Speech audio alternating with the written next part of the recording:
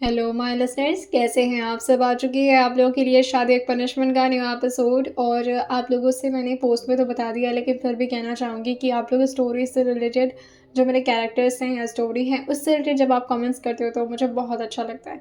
तो अगर आप ऐसा कर सकते हो, अगर आप लोग को अपना कुछ सजेशन देना है स्टोरी में ऐड करने के लिए, तो आप वो भी शेयर कर सकते हो कॉमेंट में, मैं ज़रूर पढ़ूंगी उसे। तो चलिए शुरू करते हैं। समायरा अभी भी अंश के बेड पर बैठे हुए काफ़ी ज़्यादा बेचैन थी, लेकिन उसकी आंखें जो रह रह करके बंद हो जा रही थी। अंश जो बाथरूम से तो बस ट्राउज़र पहनकर ही वहां से बाहर आए थे, लेकिन समायरा की नज़र को देख करके वो अपने आप को बचाने के लिए टी शर्ट भी पहन लेते हैं। वहीं वो नहीं चाहते थे कि समायरा के साथ वो इस वक्त बेड पर लेटे, जिसकी वजह से वो एक बार समायरा को देखते हैं, जो कि इस वक्त उठकर बैठ चुकी थी और दोबारा से उसे प्यार से लेटा करके भी वो जैसे ही उससे दूर होते समायरा को खींचकर अपने पास बुलाते हुए कहती है, मुझे आपके साथ सोना है, मत जाइए दूर प्लीज़। अंश को इतना पता था कि अगर अंश उससे दूर रहेंगे तो समायरा को और ज़्यादा बेचैनी होगी, और वो अपने ही प्लान पर पछताते हुए आकर के अब समायरा के बगल में बैठ चुके थे। समायरा धीरे से अपने सर को ले जाकर के अंश के लैप पर रख देती है, और वो बहुत ही प्यार से धीरे धीरे उसके सर को सहलाते हुए उसे सुलाए जा रहे थे। ये रात तो इसी तरह से बीत गई थी। अगला दिन समायरा धीरे धीरे करके अपनी आंखें खोलते हैं, और जैसे उसने अपनी आंखें खोली थी इस वक्त वो किसी के सीने पर आराम से सिर रख करके सोई हुई थी। उसकी आंखें पूरी तरह से अब खुल गई थीं, और जैसे वो अपना चेहरा घुमा कर देखती है तो वो अंश के बहुत करीब थी। साथ ही अंश ने उसे अपनी बाहों में घेर कर बहुत ही करीब रखा हुआ था। थोड़ी देर के लिए तो एकदम से कंफ्यूज हो गई थी कि क्या वो जो देख रही है वो सच है या उसका कोई सपना। वो अपने ही नाखूनों से अपने हाथों पर हल्का सा दबाते हुए कहती है, नहीं ये तो पक्का मैं सो रही होंगी, शायद ऐसा हो ही नहीं सकता। लेकिन जब उसको अपने ही नेल्स चुभना शुरू हुए थे तब जाकर के वो एकदम से अपनी आंखें बड़ी बड़ी करते हुए कहती है, क्या मतलब ये हकीकत है, ये मुझे इस तरह कैसे छू सकते हैं, हिम्मत कैसे हो इनकी। और वो जल्दी जल्दी अंश के सीने पर अपना हाथ मारते हुए कहती है, छोड़िए मुझे, मैंने कहा छोड़िए मुझे, क्या कर रहे हैं। अंश की भी नींद अब धीरे धीरे खुलने लगी थी।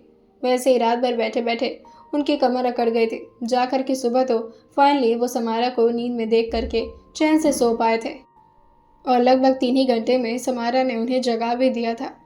उनकी नींद काफ़ी ज़्यादा डिस्टर्ब होती है, जिससे वो थोड़ा इरिटेट होकर के समारा को और ज़ोर से दबाते हुए कहते हैं, शट अप।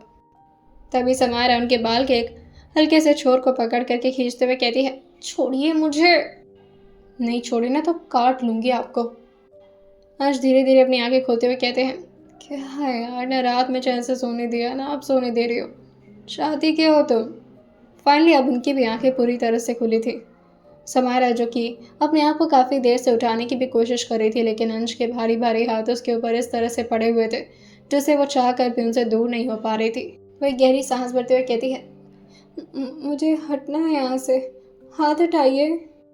अंश का एक हाथ जो कि समारा के कमर पर था, और वह इस वक्त समारा के चेहरे के काफ़ी ज़्यादा करीब थे।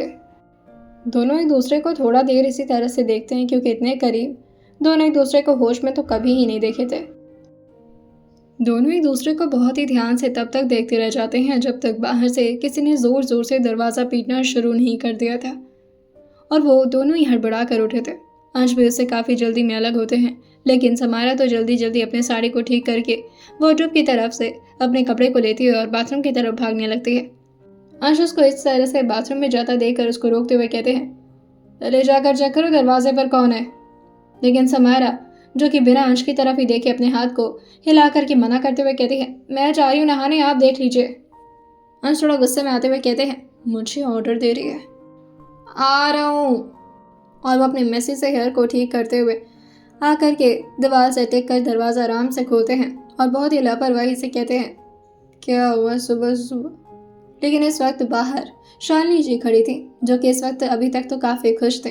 अंश की इस हालत को देखकर वो थोड़ा परेशान होते हुए कहती हैं, क्या हुआ तुम्हें, तबीयत ठीक है तुम्हारी, इतनी सुबह तो नहीं है जो तुम अभी उठ रहे हो, तुम तो लगभग 4-5 बजे उठ जाते हो ना। वहीं अंश जो कि अपने सर को अपने हाथों से टच करते हुए कहते हैं, बहुत कुछ बदल गया है, खैर आप ये बताइए यहाँ क्या कर रही हैं आप। मैं शालिनी जी नीचे की तरफ इशारा करते हुए कहती हैं, चलो बाहर देखो कौन आया है तुमसे मिलने, अनु भी आई है, वेट कर रही है तुम्हारा। वहीं अंशु कहते हैं, कौन आया है। शालिनी जी कहती हैं, पापा आए हैं, तुम्हें पूछ रहे हैं, कहीं जाना था शायद तुम दोनों को। तभी अंश की निगाहें पीछे जाकर के दीवार पर टिकती हैं, जहाँ पर क्लॉक में अभी वक्त कुछ ज़्यादा ही बढ़ चुका था। अंश तुरंत ही अपने सर को अच्छे से रब करते हैं और अपने बालों को ठीक करके ऊपर से सेट करते हुए कहते हैं, ओह शिट, आई थिंक मैं बहुत ज़्यादा लेट हो गया हूँ। ठीक है, मैं तैयार होकर के अभी नीचे आता हूँ। अभी ये बोलकर जैसे ही अंश दरवाज़ा बंद करते, शालिनी जी दरवाजे पर हाथ रखकर अंश को रोकते हुए कहती हैं, एक मिनट, इधर देखो ज़रा। तभी अंश जो कि अपने चेहरे को मोड़ कर जैसे ही उनकी तरफ देखे थे, धीरे से वो अपने हाथों को ऊपर करते हुए कहती हैं, नीचे तो झुको, इतने लंबे हो गए हो। अंश समझ नहीं पाते कि आखिर हुआ क्या है। वो हल्का सा अपने चेहरे को जैसे नीचे की तरफ झुकाए थे, शालिनी जी अपने हाथ को ले जाकर के अंश के होठों के कोने पर रखते हुए कहती हैं, ये कैसे हुआ? कोई कीड़ा काट लिया था या तुम कहीं लड़ाई तो नहीं करके आए हो दोबारा से? अंश जो कि अपने सर को ना मिलाते हुए कहते हैं, मॉम, मेरे पास इतना टाइम है कि मैं लड़ाइयाँ करूँगा, और फिर मैं बच्चा नहीं हूँ, और कीड़ा वो भी मेरे कमरे में, आपको लगता है ये पॉसिबल है? तभी शालिनी जी जो कहती हैं, तो तुम्हारे होठों पर ये कट कैसे लगा है? ये कितना ज़्यादा, अरे इस पर दवाई लगाओ तुरंत। अंश जो कहते हैं, अरे मेरे लग गया होगा दांत वाँत से, आप भी बस ठीक है, आप ओवर थिंक करना बंद करिए, मैं लगा लूँगा दवाई। और ये बोलकर वो दरवाज़ा बंद कर लिए थे, लेकिन तभी उन्हें कुछ अजीब सा लगता है, जैसे उनके होठ पर अभी हल्का हल्का दर्द हो रहा हो। और ये देखकर वो तुरंत ही शीशे के सामने आकर खड़े हो गए थे। पहले तो वो अपने बॉडी को अच्छी तरह से देखते हैं और जैसे धीरे धीरे करके उनकी नज़र उनके होठों पर पहुंची थी, वो काफ़ी हैरान होते हुए कहते हैं, no no no no no, what the fuck, क्या किया इस लड़की ने? और वही लड़की अभी बाथरूम से आराम से बाहर निकल करके उनको शीशे में दिखना शुरू हो गई थी। स्काई ब्लू कलर की साड़ी पहन करके समायरा, जो कि अपने बालों को इधर उधर झटकते हुए टॉवल से सुखा करके कमरे के अंदर एक एक कदम आगे बढ़ा रही थी। तब अंश जो कि उसकी तरफ काफ़ी गुस्से में आगे बढ़ते हैं और ज़ोर से उसके बाजू को पकड़कर उसे एक तरफ कर दिए थे। अपनी तरफ मोड़ते हुए समारा, जो कि काफ़ी ज़्यादा डिसबैलेंस होते हुए अंश को संभाल करके पकड़ती है और काफ़ी गुस्से में कहती है, क्या कर रहे हैं? समारा गिरते गिरते बची थी, लेकिन तभी अंश जो कि उसको पूरी तरह से पीछे की तरफ बेंड किए हुए कहते हैं, तुमने क्या किया है? अब समारा का सिर्फ एक हाथ ही अंश की तरफ था और अंश ने उसके हाथों को काफ़ी ज़ोर से पकड़ा हुआ था। बाकी समारा की पूरी बॉडी जो कि बस नीचे गिरने को तैयार थी। समारा धीरे से अपना सर ना मिलाते हुए कहती है, नहीं नहीं नहीं, बहुत तेज चोट लगता है, प्लीज़ मुझे ठीक से खड़ा कर दीजिए। लेकिन अंश अपना सर ना मिलाते हुए कहते हैं, नो वे। और वो इसी तरह से समारा को एक एंगल में रखे हुए काफ़ी नाराज़ होकर के अपना दूसरा हाथ दिखाते हुए कहते हैं, ये देख रही हो तुम्हें पता है आज मुझे ऑफिस जाना है, आज अर्जुन की कंपनी का इनॉग्रेशन है और उसके साथ मुझे अपने नानू के सामने जाना है। गवर्नमेंट ऑफिसर, उनके ऑफिस में जाना है, क्या बोलेंगे वो लोग मुझे? क्या जवाब देता फिरूंगा मैं कि किसने किया ये मेरे साथ? समायरा जो कि धीरे धीरे अंश के बाजू को ही पकड़ते हुए अपने आप को ठीक तरीके से खड़ा करती है और फिर आंखें छोटी करते हुए कहती है, क्या किया है? और ये आपको इतनी चोट कैसे लगी? आप कहीं लड़ कर आए हैं क्या कहीं से? ऐसे आप तो बहुत लड़ाकू हैं, लड़ते रहते हैं, लेकिन फिर भी आप पिटा कर आ गए। अंश को इतना गुस्सा आ रहा था समारा पर कि अपनी गलतियों की सज़ा वो एक तो अंश को दे ही रही है, ऊपर से सवाल भी ऐसे करे जैसे उसने तो कुछ किया ही ना हो। वो उसके गालों को जोर से पकड़कर खींचते हुए कहते हैं, तुम्हारी तो, मैं किसी से पिट कर आया हूँ? तुम्हें लग रहा है मेरी हालत देख करके? और कौन मुझे अपने नाखूनों से पीटेगा? ये देखो तुम। वो जैसे अपने टी शर्ट के कुछ ऊपर के बटन्स को खोले थे, समायरा उनके चेस्ट की हालत को देखकर एकदम से अपने मुंह को दूसरी तरफ करते हुए कहती है, हे भगवान, आप किसी लड़की के साथ ये सब करके आए हैं? आप बहुत बुरे हैं। कम से कम जब तक मेरे साथ है तब तक तो आपको ये सब नहीं करना।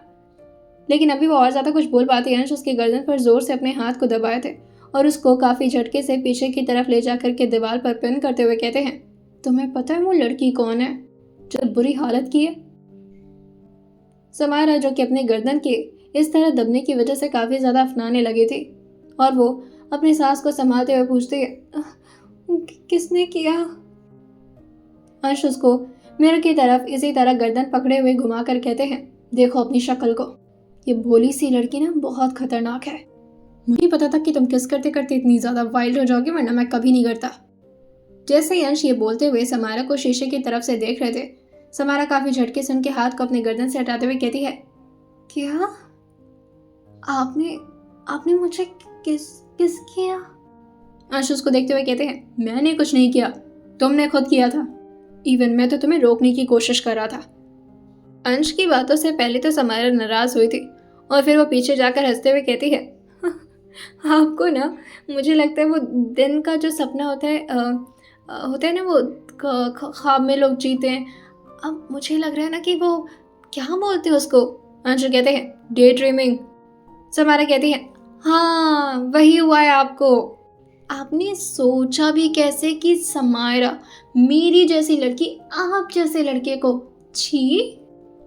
अंश को ये बात थोड़ी सी अजीब सी लगी थी, जैसे उनके ईगो को कोई डायरेक्टली हर्ट करने की कोशिश कर रहा हो, और अंश से ये बर्दाश्त नहीं हो पाया था और वो अपनी ईगो में चढ़ा करके उसके कलाई को जोर से पकड़ते हुए कहते हैं, what do you mean by मेरे जैसा लड़का? तो मुझे बताओ, तुम्हारी जैसी लड़की कैसे लड़कों को किस करने में इंटरेस्टेड रहती है? समारा अपना चेहरा ना मिलाते हुए कहती है, कैसे भी लड़कों को नहीं। और आपको क्या लगता है कोई भी आरा गहरा नथु कहरा मेरे सामने आकर खड़ा हो जाएगा और मैं से किस करने के लिए बेताब हो जाऊंगी?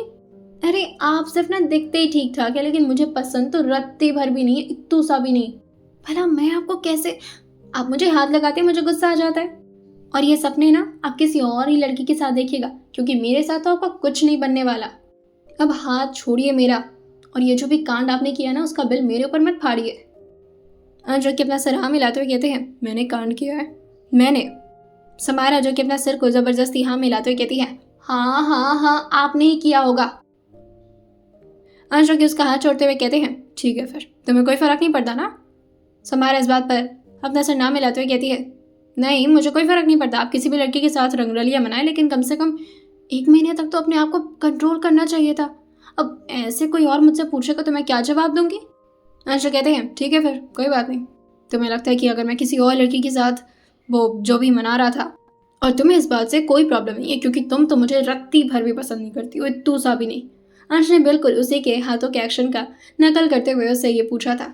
समारा अपने सर को हाँ मिलाते हुए कहती है, हाँ बिल्कुल फर्क नहीं पड़ता, आप जाइए जिसके साथ जो करना करिए, लेकिन मेरे ऊपर ना ये गंदा ब्लेम मत डालिएगा। अंश भी उसकी बात मानते हुए काफी गुस्से में आ गए थे और वो अपने सर को हाँ मिलाते हुए कहते हैं, ठीक है यू नो व्हाट, भाड़ में जाओ तुम। जैसे अंश ने ये बोला था, समारा भी अपने कदम को दूसरी तरफ बढ़ा ली थी, जिसे देख करके अंश पूछते हैं, कहाँ जा रही हो? समारा काफी झटके से अपने गर्दन को अंश की तरफ मोड़ी थी और पूरे एटीट्यूड लहजे में कहती है, भाड़ में जा रही हूँ। अंश भी तैयार होने के लिए बाथरूम की तरफ जा चुके थे। वही समारा जो कि इस वक्त आकर के ड्रेसिंग टेबल के ठीक सामने चेयर पर बैठती है और फिर अपनी आंखें बंद करते हुए कहती है, मैंने ऐसा कुछ तो नहीं किया ना वाकई? नहीं ऐसा हो ही नहीं सकता, मैं भला ऐसा कैसे कर सकती हूँ? लेकिन फिर रह करके उसे भी कुछ अजीब अजीब सी चीज़ें याद आ रही थी, जैसे उसका अंश के बहुत करीब होना, अंश और समारा की प्यारी प्यारी बातें, जिसके सिर्फ कुछ शब्द ही समारा को याद आ रहे थे। लेकिन फिर इन सारे फ्लैशबैक्स से वो अपने आप को अलग करती है और जल्दी जल्दी अपने आप को तैयार करते हुए वो नीचे की तरफ जाने लगी थी। नीचे आकर के शालिनी जी जो कि उसे कैलाश रायचंद से मिलाती हैं। अनु जो इस वक्त हैरिश के साथ आई हुई थी। अर्जुन काफ़ी जल्दी आज ऑफिस निकल गए थे क्योंकि उन्हें आज थोड़ा एक्स्ट्रा ही काम करना था आज, और हैरिश के साथ अनु की काफ़ी अच्छी जमने लगी थी। लेकिन समारा जो कि अनु से थोड़ा दूर ही रहती है हैरिश की वजह से।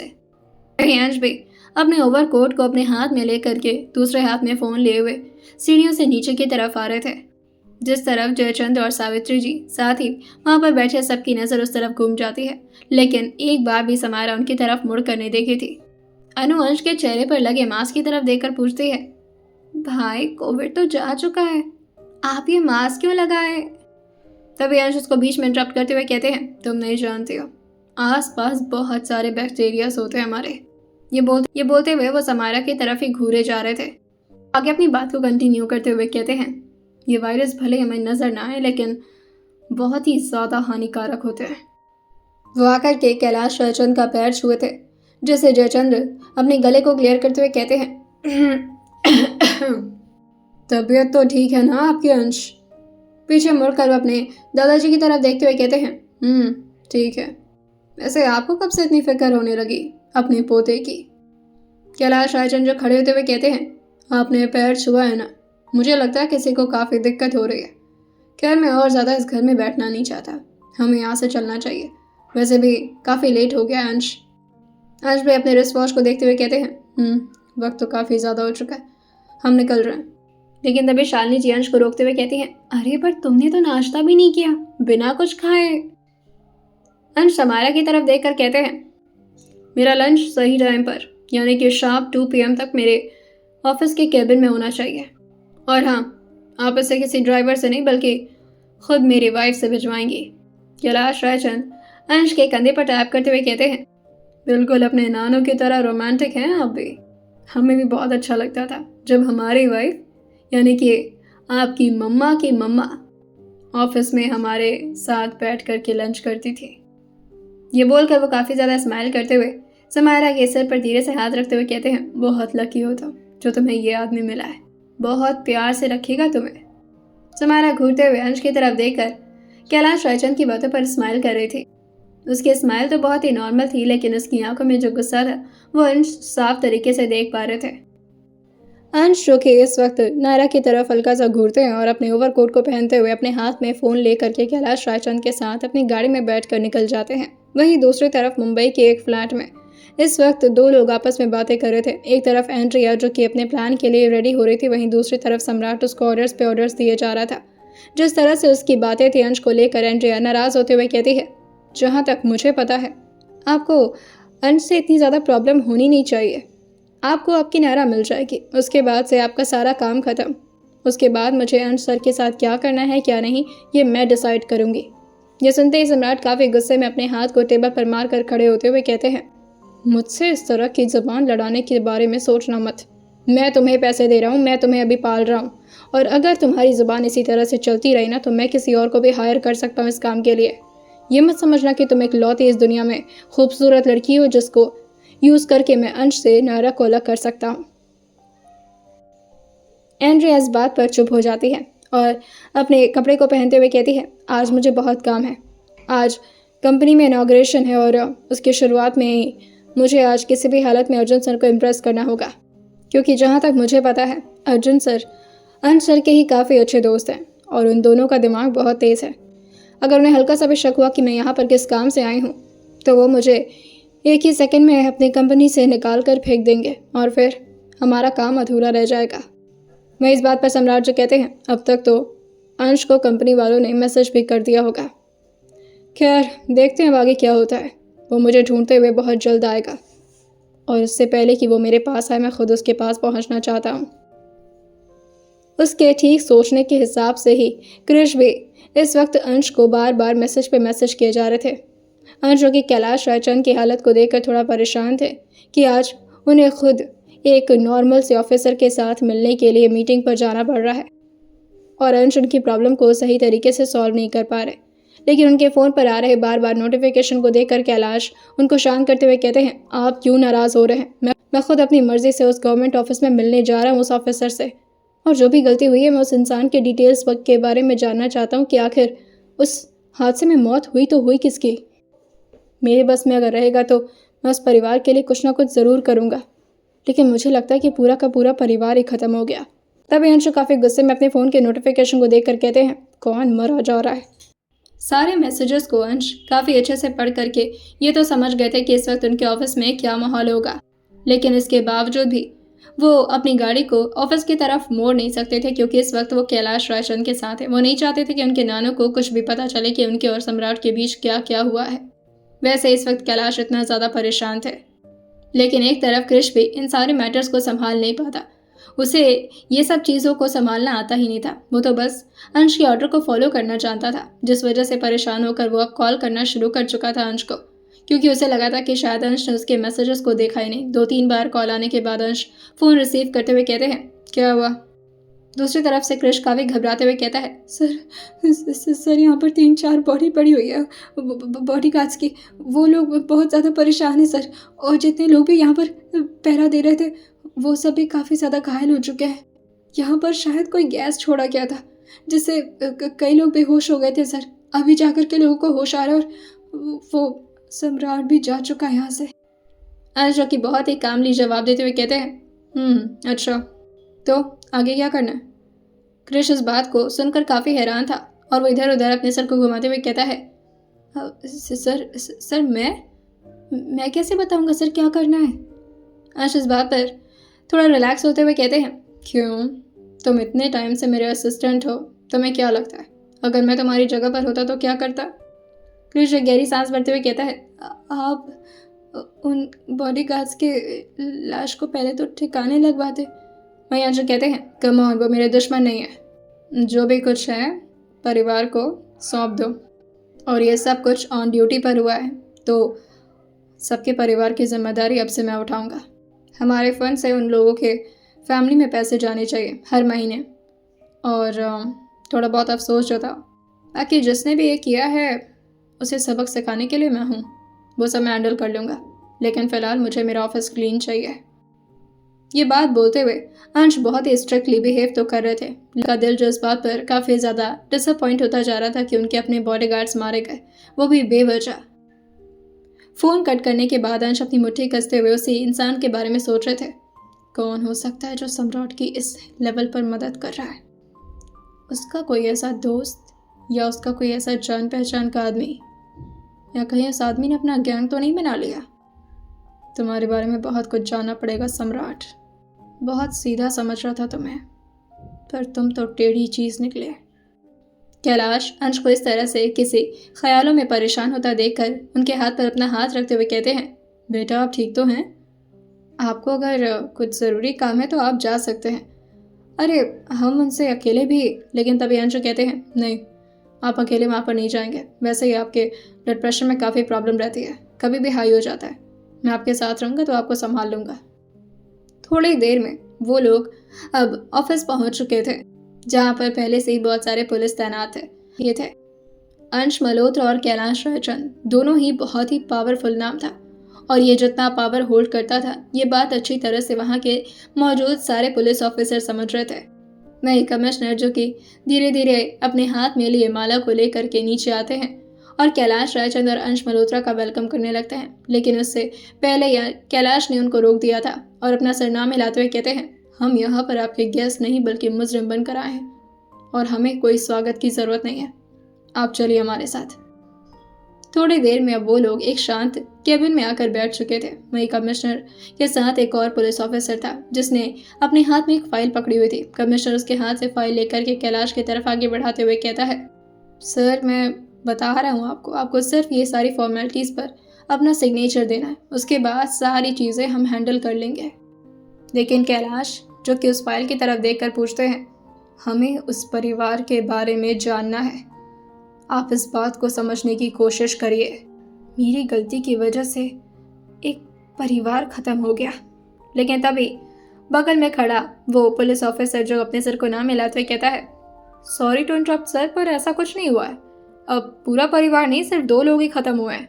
उनके परिवार में 2 और थे, शायद उनके बच्चे हैं वो, लेकिन उन दोनों का कुछ भी अता पता नहीं है। अंश जो कि उस फाइल की तरफ देखते हुए कहते हैं, क्या हमें उस फैमिली की डिटेल्स मिल सकती है? तभी सामने बैठा कमिश्नर जो कहता है, देखिए अगर डिटेल्स आपके सामने हमने ले आई तो बहुत बड़ी दिक्कत हो जाएगी, क्योंकि जो परिवार उस हादसे में ख़त्म हुआ है वो काफ़ी जाना माना परिवार है, और अगर ये बात मीडिया तक पहुंची ना तो आप समझ नहीं सकते कितनी बड़ी प्रॉब्लम्स खड़ी हो जाएगी, और हमें ना चाहते हुए भी इन्वेस्टिगेशन बिठानी पड़ेगी, और शायद हमें गुनहगार को अरेस्ट भी करना पड़े। और फिलहाल आपका नाम सस्पेक्ट में है कैलाश सर। हम नहीं चाहते कि कोई भी बात आगे बढ़े, इसलिए बात को यहीं पर सॉल्व कर देते हैं। लेकिन अंश इस बात पर अपना सरनामा लाते हुए कहते हैं, अगर नानो को मैटर सॉल्व ही करना होता तो उन्हें यहाँ पर आने की ज़रूरत ही नहीं थी। अगर वो यहाँ पर आए हैं इसका मतलब है कि उन्हें इस बात की गिल्ट है। जो भी कुछ हुआ उसमें गलती वाले उनके ना हो, लेकिन कहीं ना कहीं उनका हाथ ज़रूर है। कैलाश भी अपने सामने रखे ग्लास के पानी को पीते हुए कहते हैं, देखिए पुलिस ऑफिसर, आप अपना काम बिल्कुल शिद्दत से करिए। अगर उसमें मैं कहीं पर भी गुनहगार बनकर के आपके सामने आपको नज़र आ रहा हूँ तो आप चाहिए तो मुझे अरेस्ट भी करिए, लेकिन बस एक बार मुझे उस फैमिली की डिटेल्स बताइए। अगर उस परिवार में कोई भी बचा होगा तो कम से कम मैं उसकी मदद तो कर सकूँ। मैं बहुत सालों से जानने की कोशिश कर रहा हूँ कि आखिर कौन सा परिवार ख़त्म हुआ था उस दिन। लेकिन तभी जो कमिश्नर ने बोला था उसे सुन करके कैलाश रायचंद तो हैरान थे, लेकिन सबसे ज़्यादा हैरान तो अंश मल्होत्रा हुए थे, जैसे उनके ठीक सामने की दुनिया एकदम से उलट पलट गई हो। ओबेरॉय फैमिली, मिस्टर धानिश ओबेरॉय, और मिसेस श्रद्धा ओबेरॉय। उस बिल्डिंग के गिरने से उन्हीं दोनों की मौत हुई थी। ये सुनते ही अंश की मुट्ठी एकदम से कस गई थी। और वहीं कैलाश रायचंद, जो कि अपने हैंकरचीफ को निकाल करके अपने पसीने को पोंछते हुए कहते हैं, क्या वो परिवार जिससे हमारे परिवार की इतनी घनिष्ठता थी, आखिर हमें ये बात पता कैसे नहीं चली? सामने बैठा ऑफिसर जो कहता है, किसी ने जानबूझकर के ये जाल बिछाया था, जबरदस्ती उनका उस रिजॉर्ट में जाना और उसी दिन उस रिजॉर्ट के छत गिर जाना, ये दोनों इत्तेफाक नहीं है। हमें लगता है कोई अपनी दुश्मनी निभाने की कोशिश कर रहा था ओबेरॉय फैमिली से। अब देखिए, बड़े लोगों की कितनी प्रॉब्लम्स होती हैं तो आप अच्छी तरह से समझ सकते हैं। और मैंने भी बहुत सारी प्रॉब्लम्स देखी हैं, लेकिन इतनी बुरी तरह से किसी की मौत हो जाना हमें बहुत ही ज़्यादा निराशा है। लेकिन हम आपके सामने हाथ जोड़ते हैं कैलाश सर। अरे आप ही तो माई बाप है हमारे। अगर आपको जेल जाना पड़ गया तो फिर बुरे लोग तो और ज़्यादा सर चढ़कर बोलेंगे। आपने गलती नहीं की है।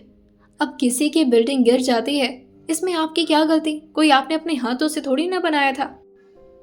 लेकिन तभी अंश खड़े होते हुए कहते हैं, हमें इस केस को अच्छी तरह से इन्वेस्टिगेट करवाना होगा। या ये काम आप करिए या उसके लिए हमें किसी और को यहाँ पर अपॉइंट करवाना होगा। अगर आप नहीं चाहते हैं कि आपकी कमिश्नर की कुर्सी को कोई भी प्रॉब्लम हो या आपका ट्रांसफ़र हो, तो इस केस को डिटेल्स में छानबीन करना शुरू कर दीजिए कमिश्नर। क्योंकि नानो की कंपनी इतनी आसानी से कोई बिल्डिंग बनाए और वो गिर जाए, ये हो ही नहीं सकता। इसके पीछे कोई बहुत ही ज़्यादा गहरा राज है और मुझे उसे जानना है। लेकिन ये सुनकर कमिश्नर और कैलाश थोड़ा परेशान हो गए थे। कैलाश खड़े होते हुए कहते हैं, आपको क्या हो गया है और आप क्यों गुस्से से तमतमा उठे हैं? गलती हमारी है, जो भी है ये हम देखेंगे। आपको इस सारे लफड़ों में पड़ने की ज़रूरत नहीं है अंश बेटा। लेकिन तभी अंश कहते हैं, मैं तो पढ़ चुका हूँ इस लफड़े में। आपको नहीं पता कि उस फैमिली से मेरा क्या कनेक्शन है। खैर, मैं बस इतना जानना चाहता हूँ कि आखिर ये सब हुआ कैसे। क्योंकि अगर किसी को भी बात पता चलती है कि उस बिल्डिंग के गिरने में आपकी कंपनी का या फिर आपकी गलती थी, तो आपकी कंपनी को बहुत ज़्यादा लॉस होगा। और कहीं ना कहीं वो कंपनी मुझसे ही तो रिलेटेड है। आपने मुझे भी तो उसका पार्टनर बनाया है ना। कमिश्नर, मुझे उम्मीद है कि आपने मेरी बात अच्छी तरह से समझ ली होगी और आपको इस बात की सीरियसनेस भी अच्छे से समझ में आ ही गई होगी। उनके ऑफिस के बाहर कैलाश रायचंद की भी कुछ गाड़ियाँ आकर के लाइन से खड़ी हो गई थी, जहाँ आकर के कैलाश बैठते हैं और अंश को आशीर्वाद देते हुए कहते हैं, बहुत आगे बढ़ेंगे आप, मगर हाँ ध्यान से। आपके साथ अगर ऐसी कोई दुश्मनी निभाने की कोशिश करे तो आपको बहुत ही सचेत रहना होगा। बड़े लोगों की ज़िंदगी में ऐसी छोटी मोटी दिक्कतें आती हैं, अगर हम उसे नहीं संभाल पाए तो वो दिक्कतें हमारी ज़िंदगी ले डूबती हैं। अंश अपना सर हाँ मिलाते हुए कहते हैं, आप परेशान मत, आप जाकर के आराम करेगा, बाकी जो भी होता है मैं हूँ ना, आई विल हैंडल एवरीथिंग। और ये बोलकर वो काफ़ी जल्दी में अपनी कार में बैठ चुके थे और वो ड्राइवर से कहते हैं, जल्दी ऑफिस की तरफ लो।